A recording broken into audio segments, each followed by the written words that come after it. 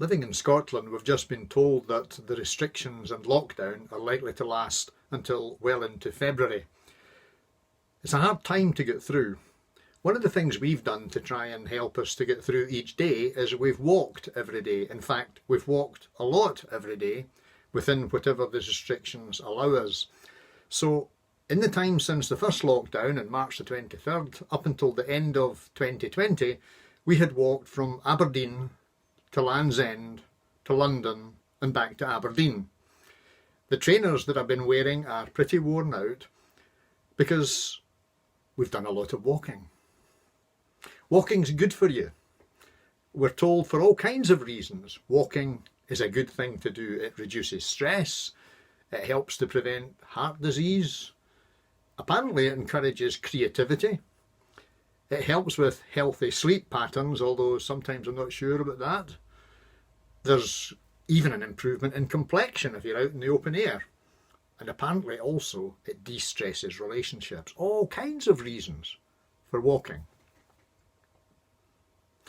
Which brings me to the point where Jesus, walking one day, came across some people and said, "Follow me," by which he meant, walk with me. We often talk these days about being on a journey. In fact, it's become a bit of a cliche. At the same time, it's true that human life is thought of as a journey from here, but to where? In Mark chapter 3, we're told that Jesus called disciples to be with him, to walk with him, to learn from him, to listen to him, just to be with him. It really matters in this life who you follow. I think a lot of people are discovering that through, for example, various forms of social media. I mean, who do you follow? And when you follow them, what does that mean? Does it mean they're influential in the kind of life that you live? Does it help to shape your values? Do you model your life a bit on how their lives are? Or even think about how it would be like to be like them? Jesus doesn't take that approach. In fact, Jesus goes in a different direction altogether. "If anyone would come after me," he said, "let them deny themselves, take up their cross daily, and follow me." To follow Jesus means to follow a different model. Somebody whose values are different.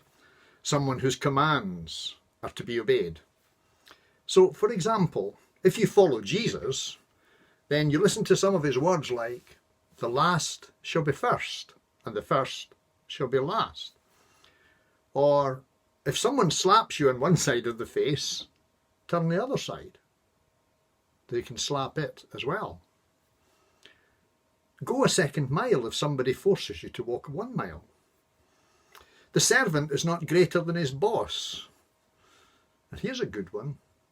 "How many times should I forgive somebody who offends me?" Peter said. 7 times? That was supposed to be a lot. And Jesus said, 70 times 7. Do the maths, it's 490. But Jesus wasn't bothering very much about the numbers. What he was really saying is forgiveness doesn't stop. In an old book written 300 and something years ago, called Pilgrim's Progress, used to be given in a Sunday school prize, and years ago it was a book on everyone's shelves. But in that book, the writer, John Bunyan, wrote about what it was like to be a pilgrim following after Jesus. There's a lovely sentence in it. This is what he said.